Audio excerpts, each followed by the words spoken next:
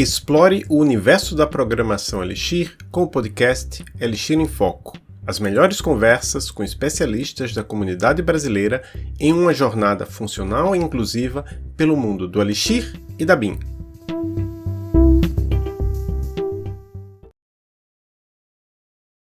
Olá pessoal, este é o Elixir em Foco, o podcast da comunidade brasileira de Elixir.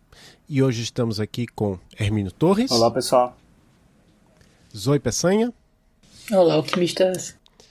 A Cristine disse que estava muito ocupada, né? Não vai poder participar hoje, mas hoje é o nosso episódio meio que de retrospectiva 2024, previsões para 2025.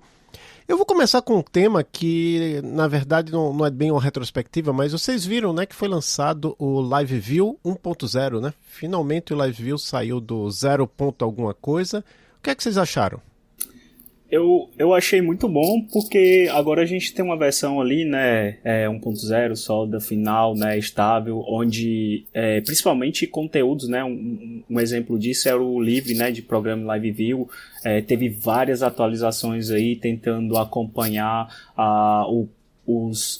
as atualizações do Live View, e agora que chegou uma versão estável, provavelmente esse livro vai ser finalizado e, enfim, vai ter a versão impressa dele, né? Então isso é muito bom.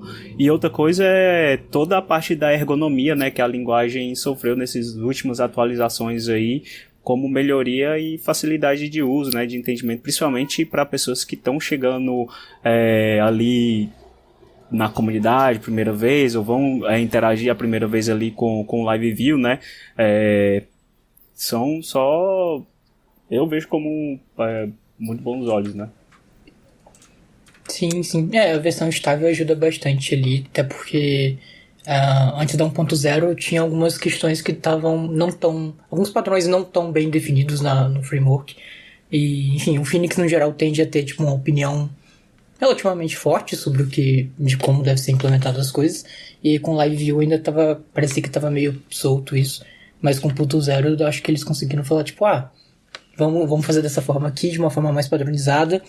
Teve também essa parte da integração com a evolução da linguagem. Acho que com a integração do ecossistema como um todo, teve bastante coisa que mudou desde que o Live View foi lançado. Eu acho que o principal, acho que o mais importante foi o Wix, né, o HTML com o EX, que tem ali bastante inspiração no Surface, mas, enfim, bom, ajuda bastante a ter uma versão estável. Acho que agora, acho que é válido dar uma melhorada na documentação, que eu acho que fica meio perdida, tem coisa no Phoenix, tem coisa no Live View, tem coisa na linguagem oficial mesmo, na documentação oficial do Elixir, então talvez centralizar um pouco mais isso, mas acho que está tomando um bom rumo. Aí eu faço uma pergunta para vocês que trabalham com isso, e eu não trabalho com isso. Eu já fiz vídeos sobre Live View, mas eu nunca fiz nada sério com Live View. O que é o Live View e qual a relação dele com o Phoenix? Boa. O Phoenix em si é o framework padrão ali de Elixir, o framework web, no caso, né, para basicamente fazer aplicações renderizadas no servidor, modo antiga, e também APIs REST no geral, né, GraphQL, etc. O Live View ele surge, não lembro o ano exatamente, mas ele surge ali basicamente para estender essa capacidade e fazer assim, bom, como que a gente resolve a questão de... na época tinha uma questão bem grande de SPIs, né, que aplicações de uma página só, daquelas que não dão refresh, não recarrega a página, mas também, como que a gente consegue fazer aplicações em tempo real com o Elixir, e sem depender tanto de JavaScript, né, porque toda essa parte de SPI e tal dependia muito de framework de JavaScript como Vue, Angular, enfim, React. Então essa era mais ou menos a ideia inicial. E aí o Live View ele basicamente funciona em cima do protocolo de WebSockets. Tem um cliente ali no JavaScript, ou seja, tem JavaScript por debaixo dos panos, obviamente, mas isso não vaza pro usuário final, digamos assim, né, pro desenvolvedor, no caso, que tá ali implementando a Live View. E aí o WebSocket é um protocolo que tem comunicação ali bidirecional, então o cliente e o servidor se comunicam ao mesmo tempo, né? E aí basicamente a Live View essa é a ideia principal, né, de você fazer aplicações em tempo real, interativas, sem depender tanto de JavaScript, né? Então, em resumo, é isso. Mas se por exemplo, se eu fizer uma coisa com Phoenix sem Live View, isso quer dizer que toda vez que eu atualizar a página, alguma coisa, vem toda a página do servidor? Sim, se você usar só o Phoenix comum e fizer implementar ali o HTML, você vai recarregar a página toda. Então. Porque o que o Live View faz, na verdade, é tipo, ele fica escutando sobre eventos sobre a página, né, em si, ou sobre a aplicação, né? Você pode ter vários Live View dentro de uma aplicação. E aí ele faz o diff do que foi modificado ou não dentro daquele HTML. E aí ele manda para o cliente renderizar só aquela pequena parte, não a página inteira, né? Sem o Live View, você vai recarregar a página toda. Uma última pergunta para vocês dois. Vocês já usaram Live View em produção? Em alguma empresa que vocês trabalharam? Sim. Eu uso, né? Só que não Live View diretamente, até porque eu trabalho com o Marlos, né? O Marlos é o criador do Surface, então todas as nossas aplicações utilizam Surface com Live View, né?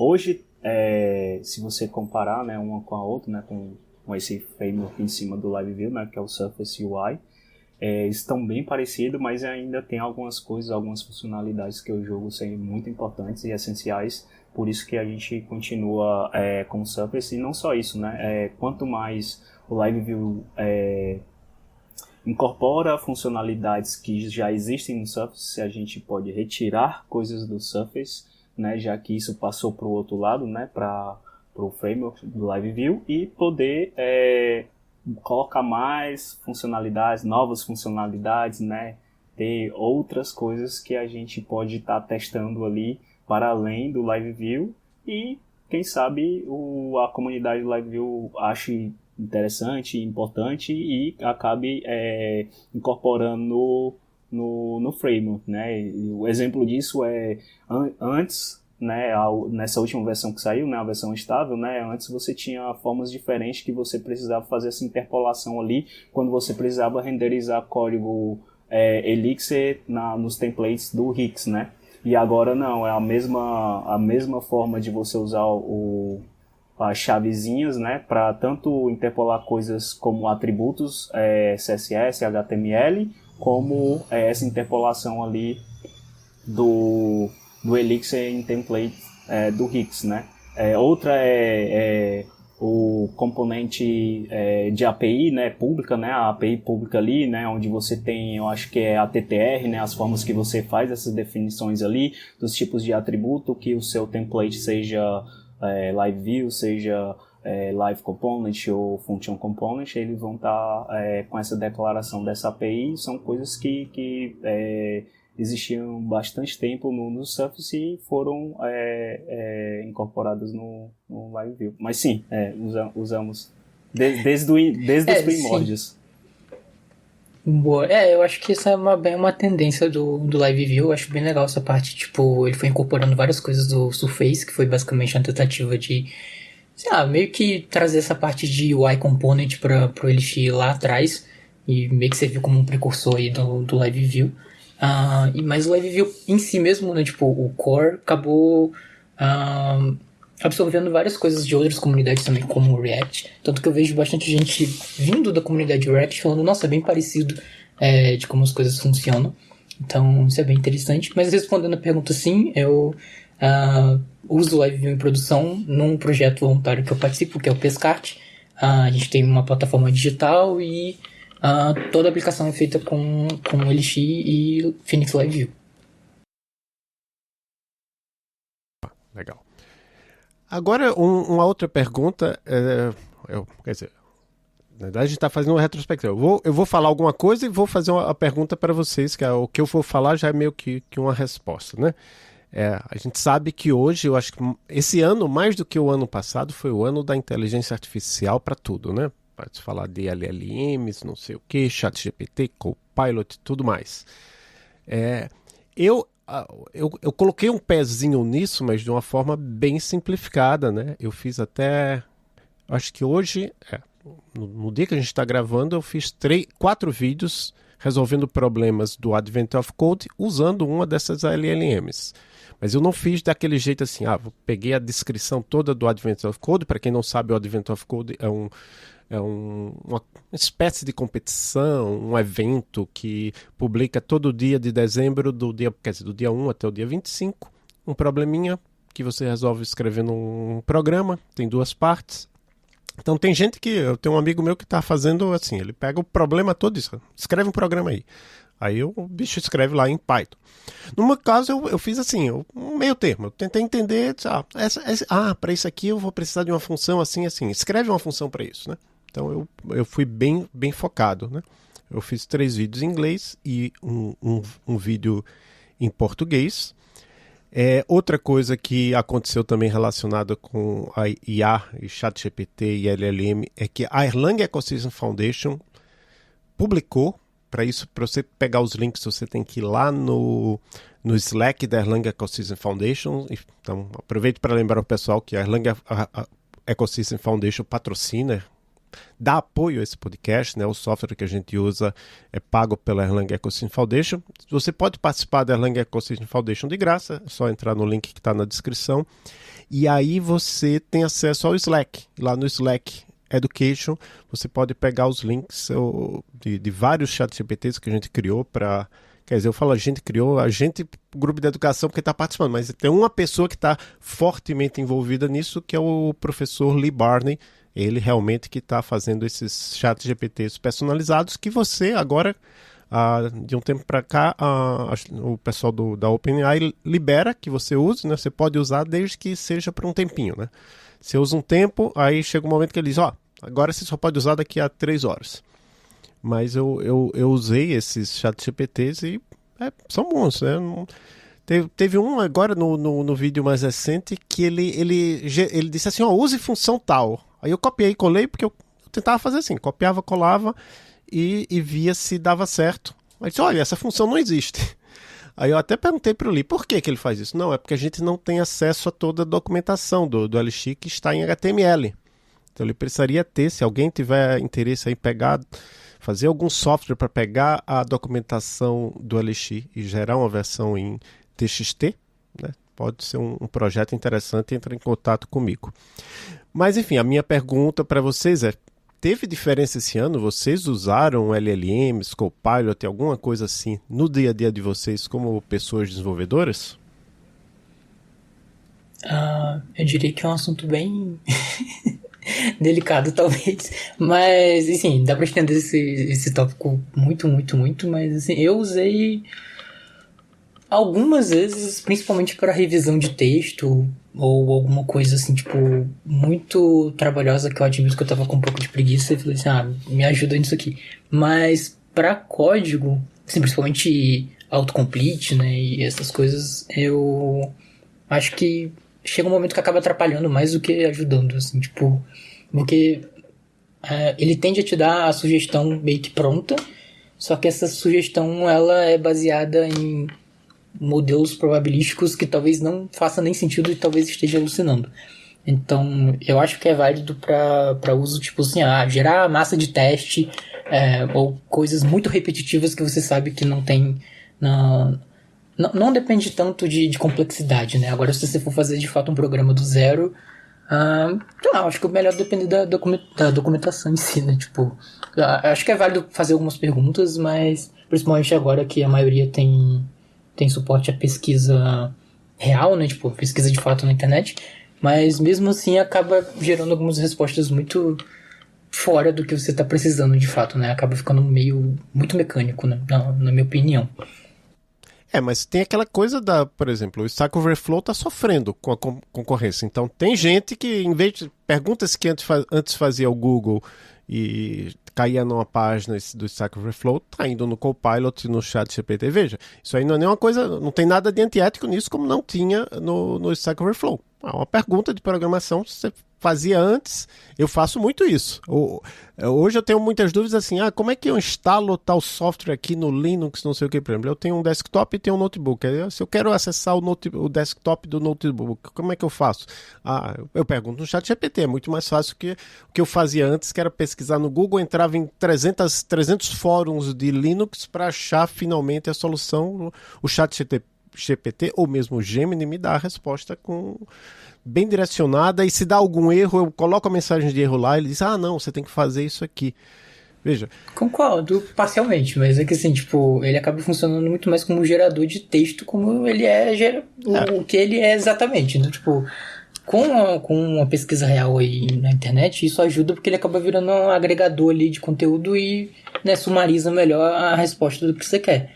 Mas, sei lá, acho que acaba ficando muito enviesado, tipo, acho que é importante ter os fóruns ainda.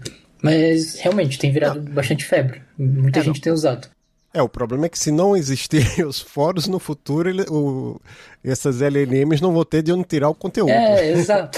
Então, exatamente. Aí a gente cai nessa questão ética, né? As pessoas que têm a produção intelectual nesses fóruns, né? Claro, né? Você chega lá com a sua dúvida e tem as pessoas que têm aquele conhecimento e vão gerar aquela produção intelectual que é o quê? Te ajudar a resolver o teu problema que tu postou lá. E aí você pega um modelo, vai lá, treina, consome aquele conteúdo por ele estar aberto, e aí te vende depois, né? Uhum. E a pessoa, o autor, cadê os direitos dessa pessoa?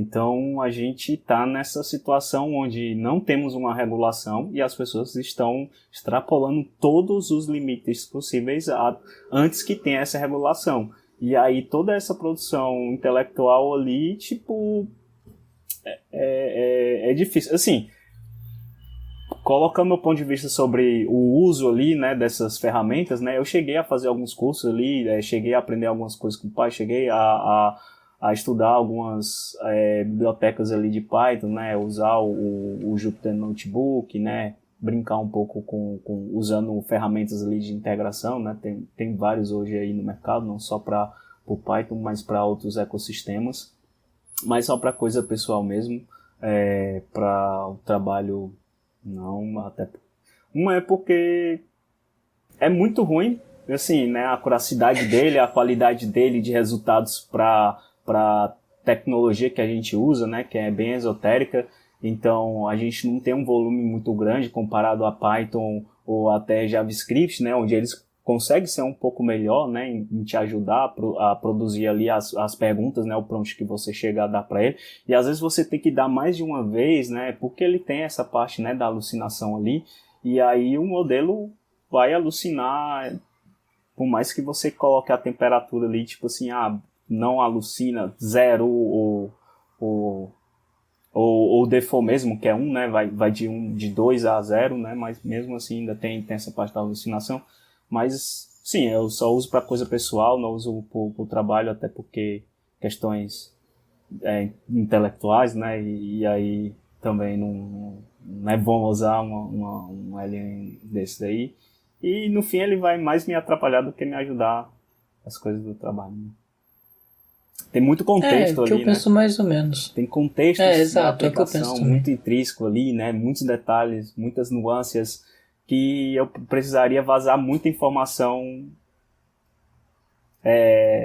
sigilosa ou relevante, super relevante ali, né? Para que o prompt tenha uma curiosidade muito boa para que eu possa ajudar o LM para fazer com que ele me ajude, né? Então, no fim, é só coisa pessoal mesmo. Mas eu acho legal. Acho válido. Brincar. Acho válido. Sim, eu acho que é importante ter uma regulamentação também, tipo, dá pra estender isso muito pra questões pessoais, mas voltando na parte de tecnologia, tipo, acho que é válido. Uma coisa que eu tenho visto acontecer é que algumas empresas têm treinado alguns modelos específicos pra meio que um onboarding, tipo, técnico. Então, meio que aquele modelo vai ter toda a concentração de regras de negócio, documentação e tudo mais. É um modelo privado, obviamente, né? E aí quando uma pessoa entra, ela meio que consegue ter esse contexto de uma forma mais simples. Não posso dizer se é melhor ou pior, não tive essa experiência, mas é um caso de uso, né? Tipo, talvez ajude algumas pessoas tipo, a ter esse contexto maior de uma empresa, ou enfim, né? De um software no geral. Joia. Tem muita coisa para conversar sobre isso, tem muitos materiais por aí sobre isso também. Tem o pessoal que meio que faz quase que um hype da IA, né? Mas tem um podcast que eu gosto bastante que é o... Eu acho que é IA Sob Controle. Eu acho que é IA Sob Controle do pessoal lá do Hipsters, da Loura, né? Do Hipsters. Eles são toda semana publicando alguma coisa. Claro, não se focam em codificação apenas, mas quem tiver mais interessado... Não sei se vocês têm acompanhado alguma outra coisa, canal do YouTube, blog, alguma coisa específica que queira recomendar para o pessoal? Tem um blog usando o que a Zoe comentou, né, sobre essa parte do onboard ali, né, onde vai estar mais in-house, né, mais ali dentro de casa, né, onde você consegue controlar, né, toda a ponta, todo o que o modelo vai te sugerir, te recomendar, te ajudar, né, a ter essa evolução ali na empresa. Existe, acho que é BitCrowd, eles criaram vários blog posts sobre isso daí, onde eles utilizam um modelo como o Llama, né, onde você consegue baixar ali esse modelo, né, fica local, né, você não precisa de internet para isso, e aí você tem uma aplicação, uma página web, né, e aí ele consegue via API fazer essas chamadas para esse modelo que vai estar rodando localmente na sua máquina, e você só faz apontar qual o repositório local do Git, e aí ele consegue fazer esses tokens, né, para quebrar, né, em trechos, fazer a tokenização, jogar criar todo o banco de dados, né, vetorizado ali, e aí você consegue utilizar, né, a matemática lá de cosseno, né, por aproximação, né, ou desassociação, ou o que vai convergir e o que não vai convergir, né, para que você consiga ter esse confronto ali, né, por aproximação e distanciamento, e ele consegue te dar respostas mais acuradas ali, né, melhores, e fica você sabe, né, você meter a mão ali, então você consegue conter aquela informação, ela não vai vazar, vai estar toda ali dentro, fica mais específico, né? O termo para isso utilizado é RAG, né? Que é o Retrieval Augment, alguma coisa. Generation. Mas eu não entendi isso aí. Qual é o nome do site, blog, ou o que quer que seja? É o BitCrowd. Eu te passo para colocar nos links. Joia. E eu esqueci de recomendar também uma coisa, tá também na descrição do episódio agora, que é na verdade não é um podcast, é uma sequência de episódios de um podcast que se chama Colunistas Eldorado Estadão, mas toda sexta-feira tem o Inteligência Artificial nas Ondas do Rádio, que é com o professor Marcelo Finger, que por acaso foi meu orientador de doutorado, mas eu acho que é um dos pesquisadores de inteligência artificial de maior destaque hoje em dia no Brasil. Não sei se o Zoe tem alguma coisa além para recomendar, senão a gente passa para as atualizações de cada um. Não teria. Não, pior que eu não tô lendo tanto conteúdo, mas vou buscar o que vocês passarem. Na verdade, sim, eu vejo muito conteúdo, eu não consigo acompanhar. O que eu escuto toda semana é o Inteligência Artificial nas Ondas do Rádio. E assim, o IA Sob Controle, eles começaram como sendo um episódio extra do hipsters.tech, aí eles passaram a ser um podcast novo, o IA Sob Controle. Na verdade, quando eles começaram, esse episódio extra se chamava Hipsters Fora de Controle. Aí agora agora colocaram sob controle. E eles começaram com um episódio só, eles passaram a ter 2 episódios, onde um episódio é entrevista. Esses de entrevista não tenho tempo para acompanhar tanta coisa. Eu fico só com o episódio das sextas, que é de notícias.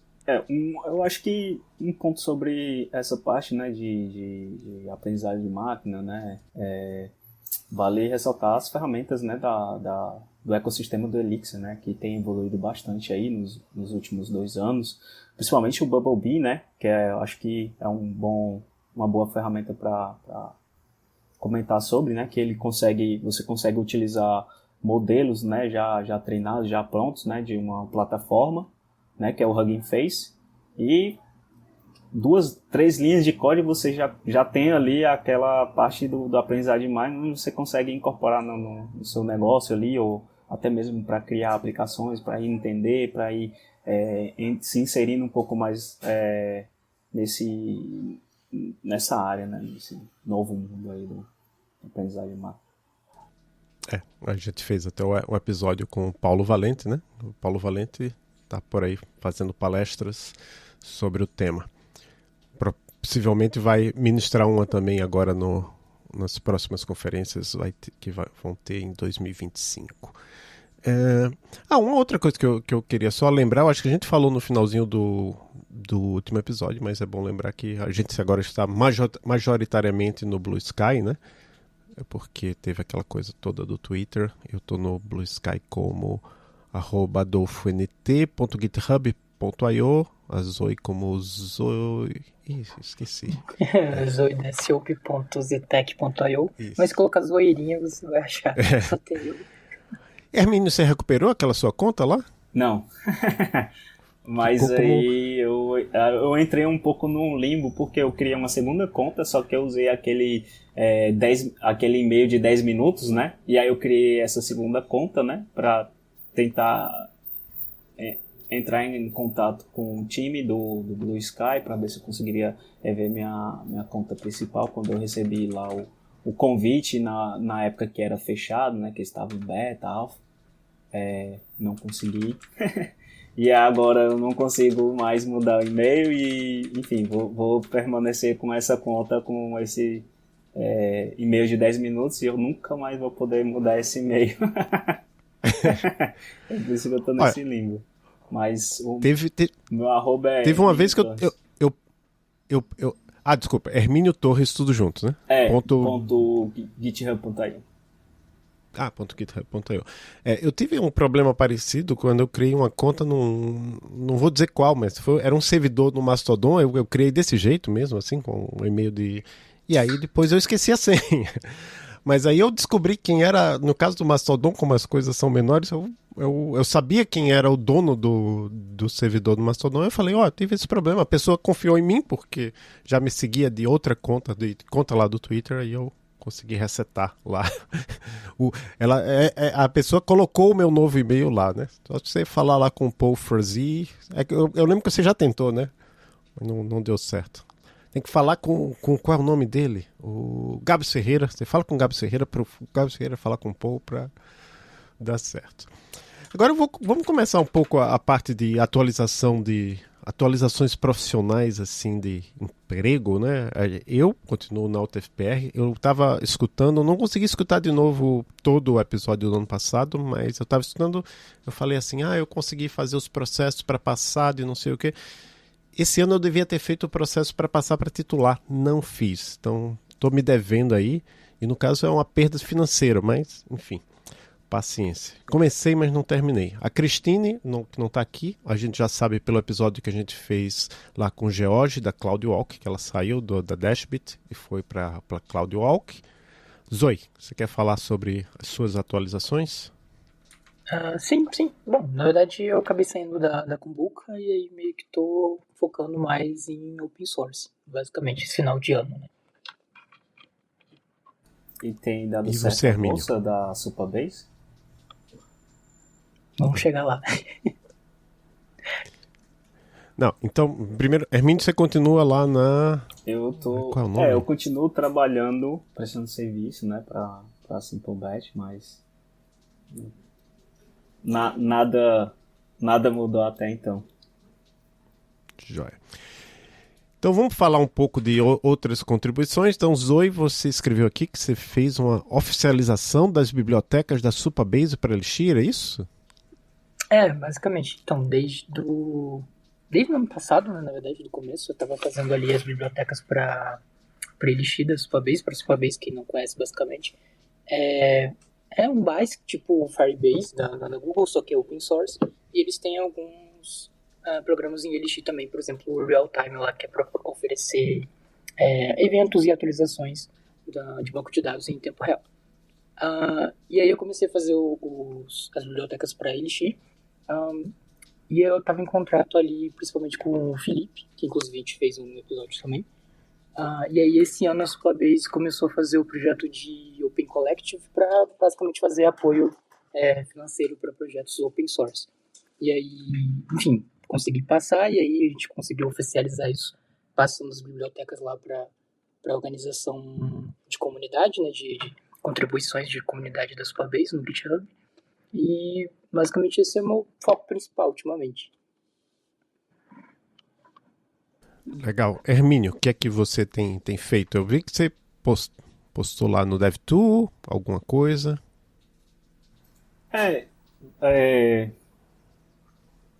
Sei, alguns dias atrás aí, exatamente quando fez o anúncio, né, o time, né, do Phoenix anunciou, né, a versão 1.0 ali, estável, né, do LiveView.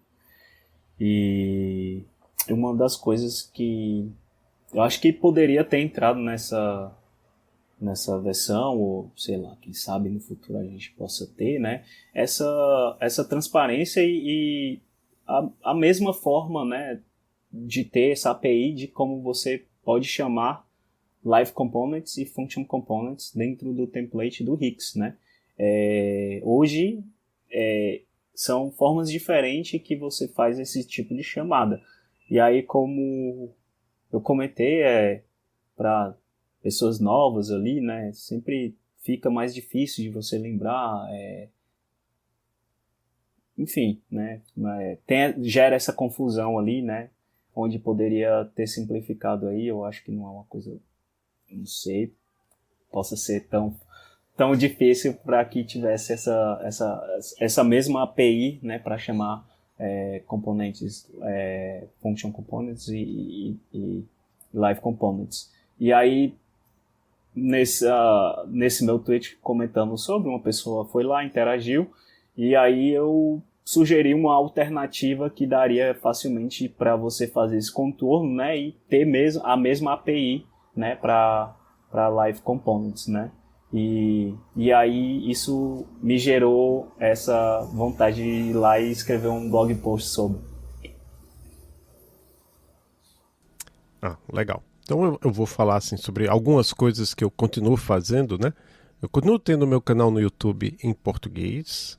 Aí eu fui ver quais eram os vídeos mais assistidos esse ano. Foi um review que eu fiz de um relógio, de um smartwatch, e outro foi um review que eu fiz de um livro chamado Dieta Além da Moda. A Elixir não atrai tanto assim, mas quanto a essas coisas, claro, são mais genéricas.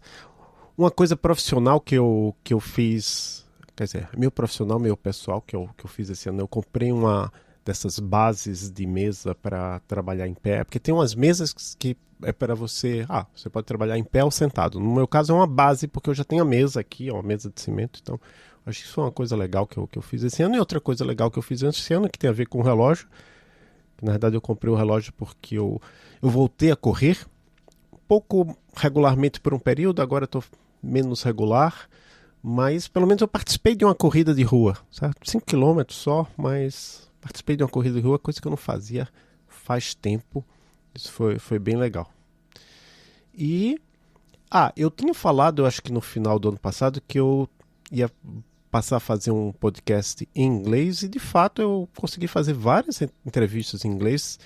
Nos últimos, eu acho, 3, 4 meses ficou meio parado, porque eu convidei uma pessoa, a pessoa não topou, não sei o que, ou não conseguimos agendar. Mas eu estava vendo que eu consegui nesse podcast, que está também no meu canal em inglês no YouTube, publiquei entrevistas, terminei de publicar todas as entrevistas que eu fiz na CodeBeam América 2022, inclusive uma com o Hermínio, né? Com o Carlo Gilmar, com a Mackenzie Morgan, com a Sophie de Benedetto, que é autora lá do livro de Programming Phoenix LiveView. Eu fiz várias entrevistas com pessoas da comunidade Elixir, Erlang, funcional, em inglês, o Rickson Oliveira, a Laura Castro, Eduardo Borsa, Peter Ulrich, Kiko Fernandes Reis, né, de Erlang, o Chris Michinski, que não é nem de uma coisa nem de outra, mas é de Scheme. Conversei com 3 pesquisadores muito bons de engenharia de software, a Brittany Johnson Matthews, Alexander Serebrennik, Nicole Novielli, e coloquei lá os vídeos do Advent of Code. A curiosidade é que nesse canal, apesar do título do canal ser Elixir Erlang and the Beam, with Adolfo Neto. O vídeo mais assistido tem a ver com uma entrevista que a gente fez aqui, acho que em 2023 ainda, que é Lean, que é a introdução a Lean 4. Tem 7.000 visualizações, seguido de muito longe pela entrevista. Não foi uma entrevista, foi uma aula que a Laura Castro deu na minha turma, ainda na pandemia, sobre Property Based Testing. Se você tem interesse em saber o que é Property Based Testing, é bem interessante. A Laura Castro deu uma aula muito boa e com código em Elixir. Está lá no meu canal em inglês.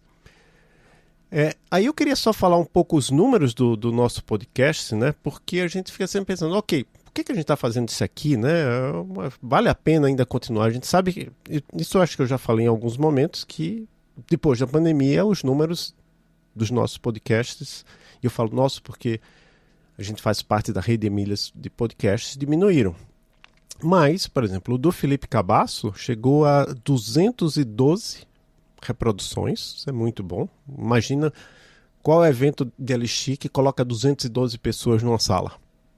Aqui no Brasil, acho que nenhum ainda, né?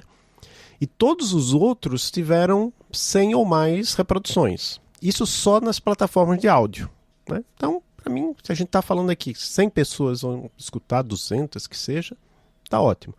No YouTube, eu acho muito estranho porque, assim, eu não costumo escutar podcast no YouTube, mas eu sei que tem gente que escuta e não tem problema nenhum. É por isso que a gente tem um trabalho extra de publicar no Spotify. Quando eu falo no Spotify é porque o Spotify, a gente usava uma ferramenta chamada Anchor, que o Spotify comprou, aí mudou para Spotify for Podcasters. Aí o Spotify agora mudou para Spotify for Creators. Mudou o nome, mas continua sendo a mesma ferramenta. E a partir dali vai para todas as plataformas de podcasts, Apple Podcasts, Pocket Casts, etc. O YouTube já é uma plataforma separada. Eu acho que dá até para levar para o YouTube, mas como aconteceu depois, eu não fiz essa ligação direta aí. Então, a informação importante sobre o YouTube é que os números que eu tenho me indicam que, geralmente, quem escuta no YouTube ou assiste no YouTube vê por bem menos tempo do que nas plataformas de áudio. Que faz sentido, porque a pessoa tem que parar para ver, sei lá. Mas mesmo no YouTube, o episódio mais assistido, ou mais escutado, se a pessoa, porque os nossos episódios não têm vídeo, é o lá do Felipe Cabasso. Então, o Felipe Cabasso foi a pessoa que mais chamou a atenção esse ano, e todos os demais tiveram pelo menos 70. Então, somando 100 com 70, 170, sei lá, se 20% desses 170 realmente escutaram, dá 35 pessoas, para mim é um número bom. É o que eu tenho numa aula, então para mim tá bom. A outra coisa que eu fiz também esse ano foi que eu consegui finalizar a publicação de todas as palestras da Elixir Fortaleza, como vídeos separados. E é curioso porque o conteúdo já estava lá como palestra, como parte de um vídeo ao vivo, mas quando publica separado parece que tem gente que chega através da busca, sei lá. E aí a palestra mais assistida foi a da Charlotte, Elixir como linguagem da web do futuro, que foi até 867 visualizações. Foi até uma coisa assim que eu pensei, né, será que vale a pena colocar a Charlotte lá? Porque a palestra da Charlotte na Elixir Fortaleza foi virtual. Ela não pôde ir presencialmente, mas mesmo assim, olha, no YouTube é a palestra mais assistida. Infelizmente, o podcast Hello Erlang, por conta da guerra na Ucrânia, continua sem ter nenhum episódio esse ano. Continuou sem ter, eu acho que em 2023 a gente ainda publicou em 2022, mas esse ano não teve. E, o restante eu acho que não... Não, aí o próximo tema são os eventos que eu acho que a gente vai falar. Então, o que aconteceu de eventos em 2024 foi que a gente se conheceu pessoalmente, né? Eu e o Hermínio já nos conhecimos lá de 2022, na Codebeam América, em Mountain View, mas em 2024 o Jean organizou o Elixir Days, lá em São Paulo, finalzinho de maio, né? E a gente se conheceu pessoalmente. Então, o que é que vocês acharam da Elixir Days? Posso começar? Hermínio? Eu gostei bastante, porque foi muito pouco tempo, então foi uma cidade, quer queira, quer não, estratégica, né? Então tem tem muito mais gente lá, né, de comunidade de tecnologia. Então, mas mesmo assim, deu bastante gente, né? Tivemos pessoas de fora, né, do país representando lá também. Gostei dos palestrantes, da grade, do assunto abordado, né, das palestras. Então, achei que foi muito rico, eu acho muito bom. Espero que tenha nos próximos anos. Tem que até que lembrar, tem que ficar chamando a atenção do Jean para ver se a gente faz agora de 2025. Eles, sim, uma das coisas muito legais que aconteceu lá foi que a gente conheceu o Bruce e a Meg Tate, lá da Groxio, né? Eles tinham deixado meio que confirmado que viriam para 2025, mas eles já avisaram que não vão poder vir em 2025, talvez em 2026. E aí, sim, claro, a ideia é que a gente faça um Call for Talks, tudo mais, para 2025, mas no dia que a gente está gravando isso, que é 9 de dezembro de 2024, né, vai ser publicado no comecinho de janeiro esse episódio, a gente ainda não tem um Call for Talks. Acompanhe nossas redes, e aí, se tiver, a gente chama. Mas e você, Zoe, no caso, você ministrou uma palestra também, né? Sim, isso que eu ia falar, tipo, foi bem legal porque acaba que foi o primeiro evento presencial relativamente grande que eu fui da comunidade de Elixir, porque eu tinha participado de alguns meetups, principalmente aqui para São Paulo, presencialmente, mas eu acabei meio que entrando mais na comunidade lá para 2021, quase que na pandemia, né? Então eu acabei não participando tanto dos outros eventos que aconteceram antes, então foi bem legal essa experiência, ver a comunidade pessoalmente, e aí eu acabei, né, fazendo tudo ao mesmo tempo que foi ministrando a palestra também. Então foi bem legal, teve bastante adrenalina, digamos assim. Mas eu gostei bastante dos conteúdos, de ver o pessoal pessoalmente, de conversar sobre comunidade no geral ali durante os intervalos. Então foi bem proveitoso, gostei bastante. E você esteve também na GamiConf, né? Sim, sim. Que teve pelo menos 2 palestras relacionadas a Elixir, uma do Paulo Valente e outra do Hugo Baraúna. Foram 2. Acho que eu tava lembrando de uma terceira, mas acho que foram 2 mesmo. Do Castilho também ministrou ou não? Não. Sim, mas fala um pouco sobre... Porque, assim, o que é interessante da GamiConf, em primeiro lugar, é uma conferência que não é relacionada a uma tecnologia. Então, tinha 2 palestras de Elixir numa conversa que era... numa conferência que era multitecnologia. Você chegou a conversar com o pessoal lá sobre o que é que eles acharam? Sim, um fun fact, digamos assim, um fato curioso é que o Hugo ficou com o keynote final, né, do evento, no último dia do evento, e meio que, digamos que o pessoal, tipo, participou, foi o que o pessoal mais participou, sabe? Fizeram perguntas, tipo, acho que ele tinha meia hora, mais ou menos, acho que acabou estendendo para quase 1h15, porque o pessoal ficou perguntando várias coisas. Ele estava lá contando basicamente a história do Elixir, né, desde o começo, da concepção. Então, deu para ver que o pessoal engajou bastante com discussões técnicas e também sobre comunidade, ecossistema, enfim, deu para estender bastante. O Paulo levou a parte de reconhecimento de imagem, né, se não me engano. Então, foi algo também que gerou bastante dúvida, o pessoal ficou bem animado com isso. Então, acaba que o pessoal teve bastante interesse ali nessa ideia de uma linguagem brasileira, funcional, etc. Foi bem legal, porque pessoas de várias outras comunidades, o evento realmente é multitecnologia, mas acabou gerando esse foco ali para o Elixir, né? Acho que foi divertido. Muito legal. Além desse... eu lembrei, né, Zoe, você ministrou uma palestra num outro evento, né? Que não era de então, de também... Elixir. Na verdade, esse ano teve algumas coisas também que eu acabei esquecendo de falar, mas assim, eu todo ano participo da Semana Acadêmica de Ciência da Computação e Tecnologia da Informação da UENF, que é a Universidade Estadual do Norte Fluminense, da minha cidade. E aí eles sempre me chamam para ministrar alguma palestra, um mini curso, ou algo nesse nível. Eu geralmente levo o Elixir.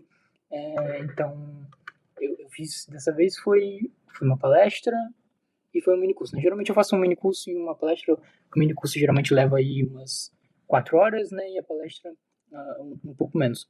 Então, pro mini curso eu levei basicamente algo sobre... foi concorrência, foi isso. foi sistemas distribuídos no geral, acho que era o que o pessoal estava vendo na faculdade mais ou menos, né, das matérias. Eu falei, acho que é válido levar com o Erlang, né, com a BIM. E aí foi engraçado que o pessoal falou assim, pô, que a pessoa que ministrou a matéria lá, tipo, a gente fez do zero uma chamada RPC, né, e aí você fez aí em, tipo, 1 segundo, né, que você só subiu 2 nós com Erlang e já fez uma chamada RPC. Então foi bem divertido.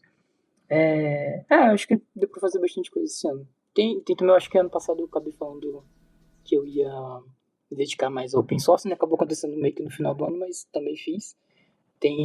Acho que o mais legal foi a biblioteca de validação de estrutura de dados, que é a PERI.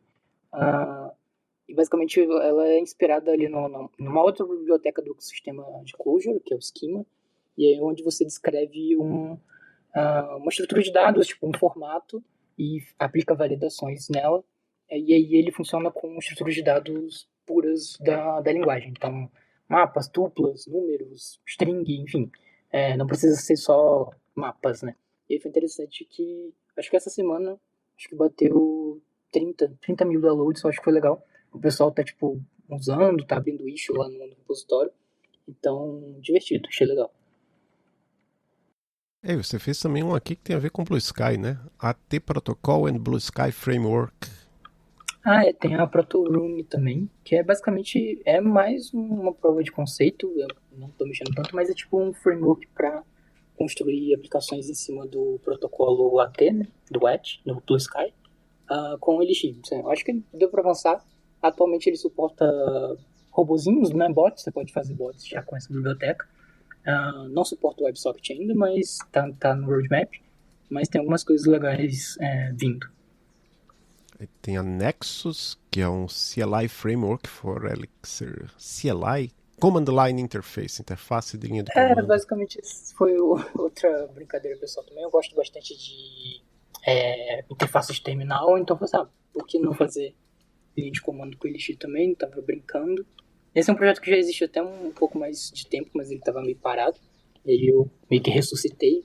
O pessoal gostou também. Eu acho que eu postei no Blue Sky. O pessoal começou a movimentar discussão também. E aí a ideia talvez seja até estender e fazer tipo para construir interfaces de terminal, ou seja, o que a gente chama de TUI, né? Tipo, caixas, colunas e componentes gráficos, né, digamos assim, para terminar, usando o LiveView talvez. Né? Então talvez você consiga usar a mesma tecnologia e aí dê para reaproveitar e renderizar isso direto no terminal. Mas isso é mais uma prova de conceito também. Enfim. E no caso, o Arcane Quests, na verdade, são só enunciados para projetos que a pessoa queira praticar e se testar, isso?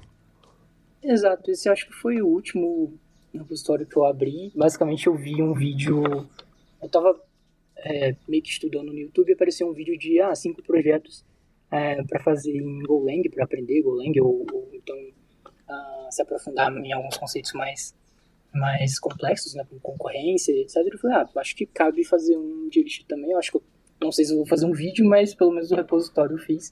E aí a ideia ali, tipo, é ter um guia de 5 projetos diferentes. Cada projeto tem uma dificuldade diferente, um foco também. Mas a ideia não é só descrever, mas é também implementar eles e aí depois mostrar como exemplo, né, para caso alguém queira se basear, ou enfim, tirar alguma dúvida, alguma coisa assim. Então, a ideia agora é implementar de fato o que eu sugeri, né? Legal. Só você colocou assim o Thanks and Inspirations, aí tem um link para um Concept Video by Dreams of Code. Esse link tá quebrado. Tá quebrado? Depois... Ok, vou acertar. É o link do vídeo do Golang. Já. Terminando a parte de eventos de 2024, né? Eu diria que eu participei de 2 eventos acadêmicos, um internacional, um nacional aqui em Curitiba, mas eram de engenharia de software. Então, o CIBSE não tinha absolutamente nada de Elixir, a Conferência Ibero-Americana de Engenharia de Software, nada, zero de Elixir, mas o CBSoft tinha 2 artigos de Elixir. Eu até vou colocar aqui, lembrar de colocar aqui os links, vai estar na descrição, os links para as palestras, porque foram 2 artigos, inclusive um deles ganhou o prêmio de melhor artigo do SBLP, porque foi uma coisa para Elixir com... esqueci o nome, mas GPotion... é que eu estou misturando porque eu fui revisor também de um artigo dos mesmos autores, mas vai estar. As palestras foram, se não me engano, em inglês, estão lá no meu canal. Eu fiz a besteira, talvez eu coloquei no meu canal em português, quando devia ter colocado no meu canal em inglês, mas estão lá as palestras. Eu gravei segurando o celular, assim, né? Justo. Eu também participei do Front in Sampa, também lembrei também. Exatamente isso que eu estava tentando lembrar aqui. Exato, e eu também ministrei uma palestra lá sobre Phoenix, né? Foi sobre Phoenix Live View, na verdade, sobre como construir aplicações em tempo real de uma forma mais fácil, né? Mais rápida, e foi interessante, o pessoal me engajou bastante também. Eu fiz basicamente eu fiz um chat em tempo real lá, tipo, de aplicação de exemplo. O pessoal veio bastante com várias perguntas, enfim, discussões. Acabei descobrindo que o Itaú estava querendo usar Live View lá dentro, porque alguém trabalhava lá no Itaú e veio me perguntar sobre Live View. Então, algumas coisas curiosas. Legal. Eu lembrei agora que também, quer dizer, a gente não participou, acho, nenhum de nós três, mas acho que a Laine, Naomi, o pessoal lá do Elug São Paulo organizou meetups presenciais, né, com palestras presenciais de Elixir lá em São Paulo, capital. Inclusive acho que foi na Cloud Walk mesmo.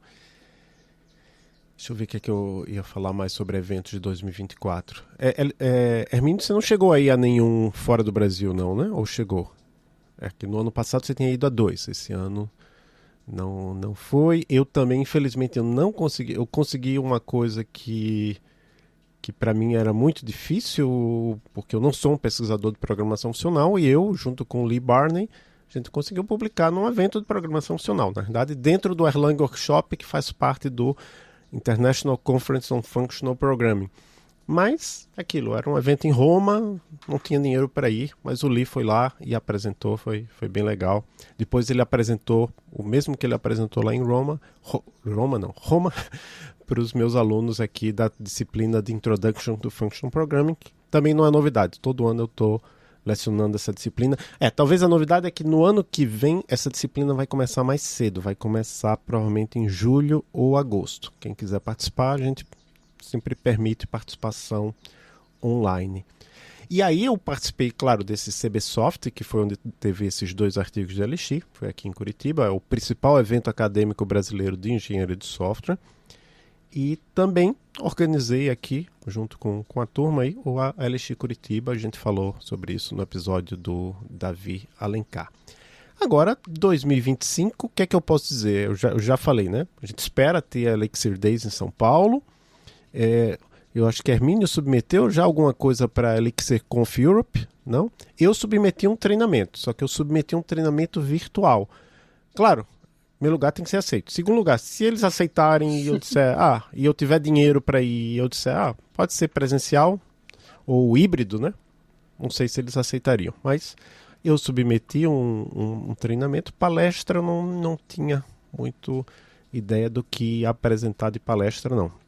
Vocês têm alguma coisa em mente, assim, claro, pensando sempre que se der, né? Porque tem a questão financeira que é o que mais pesa, principalmente agora com o dólar mais de R$6. É mesmo essa Elixir Conf Europe vai ser na Polônia, que é um país, eu acho que tem um custo de vida um pouco... Assim, eu acho que em termos de hotel é menos ruim do que no caso lá que eu e a Hermínia, a gente ficou lá em Los Angeles, Mountain View, que eram uns hotéis caríssimos, né? Mas ainda assim tem a passagem, tem transporte e tudo mais.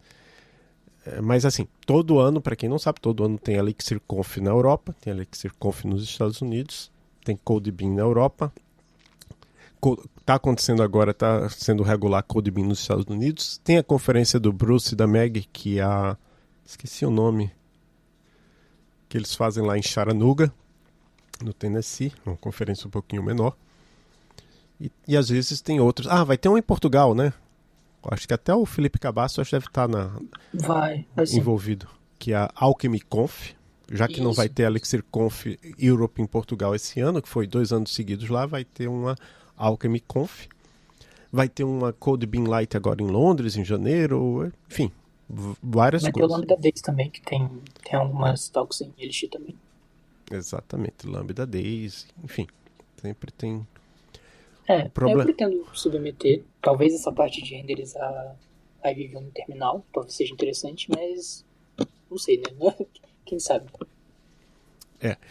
O que eu digo é para quem, por exemplo, vamos dizer que alguém daqui esteja nos escutando, esteja lá na Europa, submete uma palestra e, sei lá, está num país que não é tão perto, não tem dinheiro para ir para a Polônia, você pode pedir para a Erlang Ecosystem Foundation, dependendo da sua situação financeira, se for estudante, por exemplo, às vezes a gente dá uma ajuda sim. E claro, como a gente conversou também lá no episódio David Alencar, quem sabe a gente tem um Elixir Curitiba novamente em 2025. Aí, eu diria que... sim. Mas isso eu já falei. Isso foi a questão do evento de Elixir em Maceió. Continuo esperando alguém se manifestar. Mas eu já descobri que vai ter uma uma mini DebConf em Maceió. Eu acho que nos próximos dias. Vai ser lá no Centro de Convenções de Jaraguá. E quem está organizando, uma das pessoas que está organizando é daqui de Curitiba. Então já falei com ele para ver quem é a pessoa lá em Maceió que agilizou isso. Quem sabe eu consiga agilizar também para ter um Elixir Maceió 2025.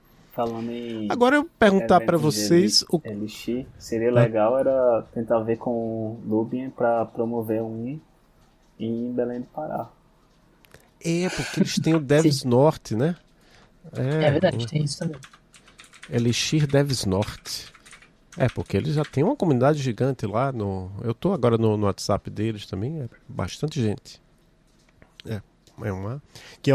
É um estado que eu não conheço ainda. Né? Pará eu não conheço, na verdade eu nunca pisei na região norte, muito menos no Pará. Já está nos planos conhecer a região norte no ano que vem, mas é um outro evento.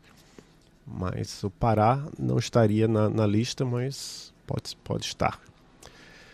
E, para finalizar, quer dizer, vai ter uma coisa final, mas antes eu queria saber o que é que vocês pretendem aprender ou praticar, seja de Elixir, Erlang ou não, em 2025?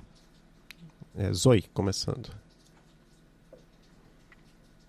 Pô, não tinha pensado nada estruturado, mas deixa eu ver.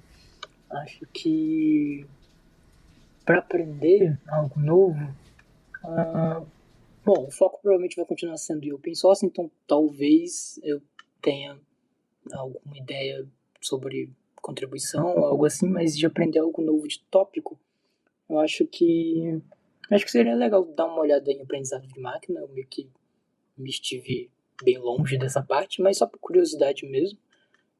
Pelo menos o básico, né, que também não interagi tanto. Só usei a ferramenta final, né, com o LLM. Talvez seja interessante. Deixa eu ver mais o que. Acho que continuar estudando a BIM no geral, eu diria que sempre tem algo novo para aprender. Então, sempre aparece alguma coisa nova, ou algum jeito novo de usar. Então, acho que é bem interessante focar nisso.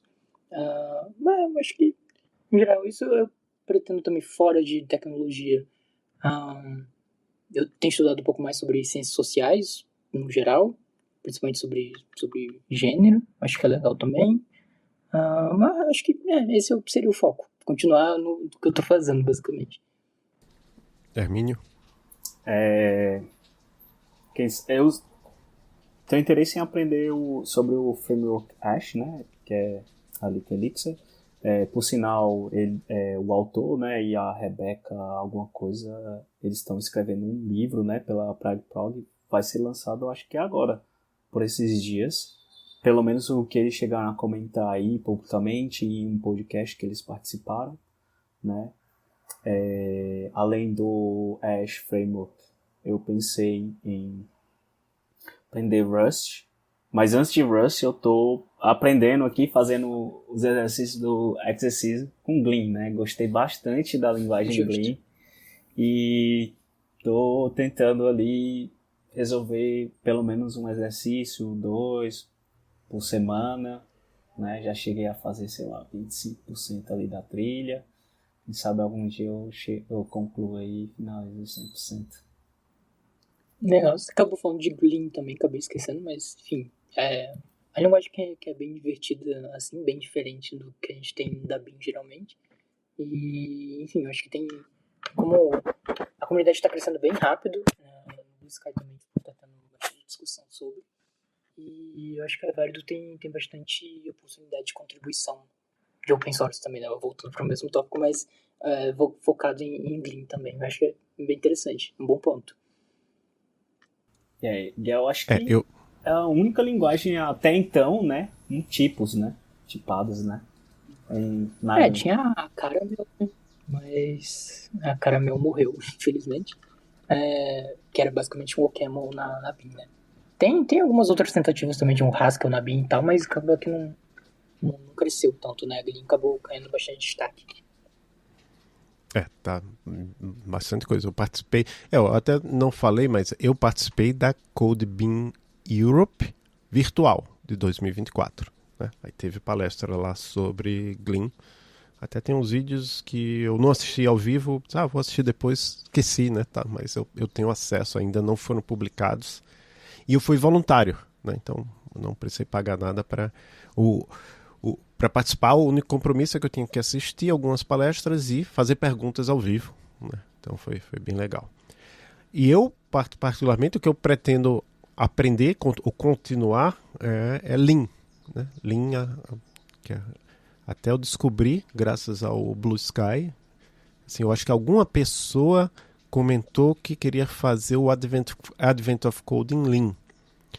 Aí eu disse, tem a Sofia aqui. Eu marquei a Sofia. A Sofia disse, tem um servidor no Discord. E aí eu entrei lá no servidor no Discord. E tem algumas pessoas fazendo o Advent of Code e eu pude ver assim, o código.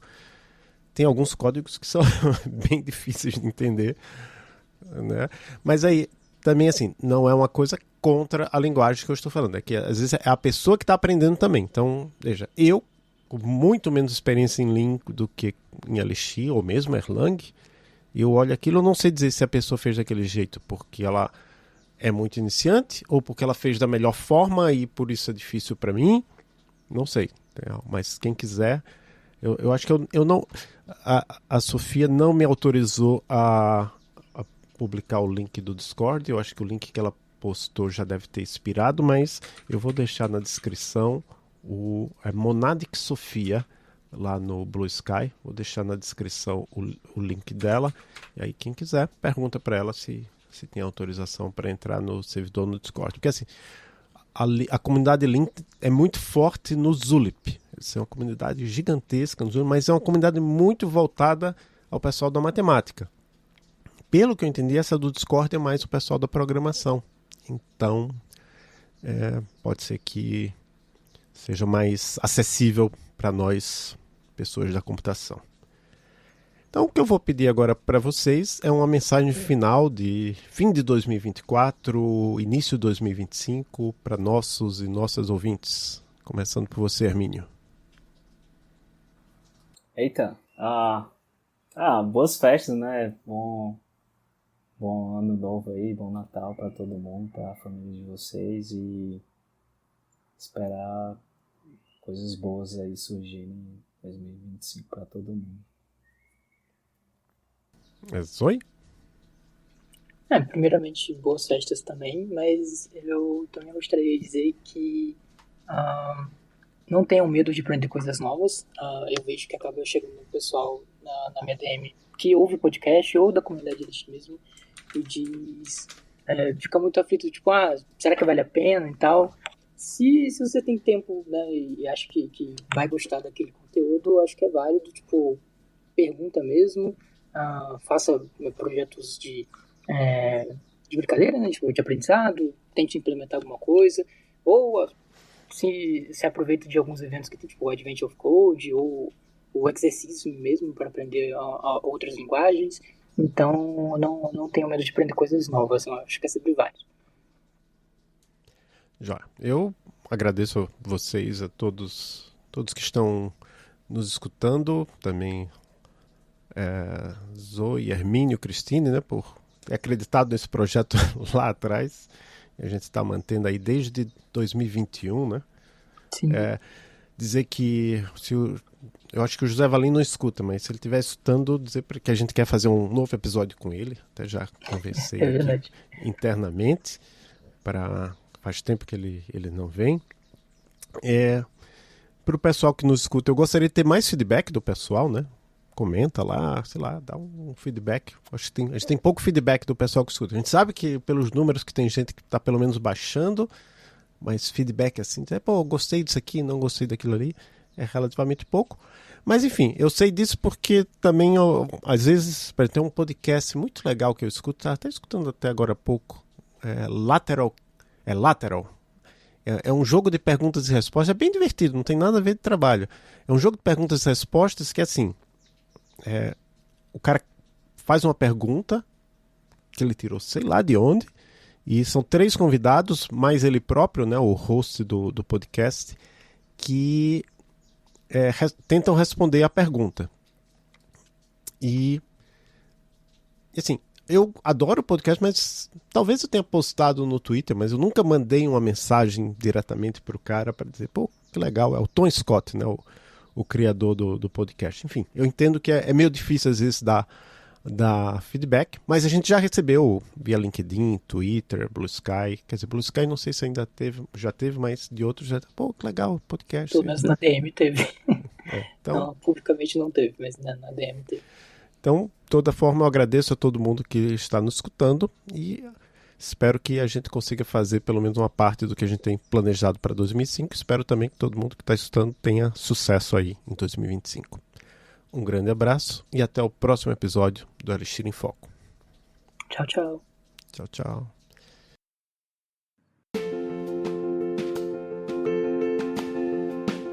Obrigado por escutar mais um episódio do Elixir em Foco. Estamos no Twitter, @Elixir em Foco, e temos um site, elixiremfoco.com. Até o próximo episódio.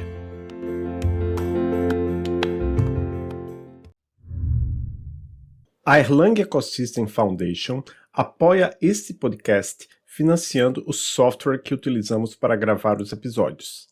A Erlang Ecosystem Foundation é uma organização sem fins lucrativos apoiada por mais de 1.000 membros que abraçam o seu modelo de grupos de trabalho colaborativos e eventos de construção de comunidades.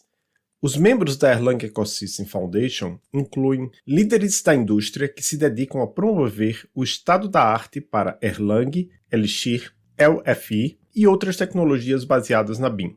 Associe-se! O link está na descrição do episódio e a associação básica é gratuita para indivíduos.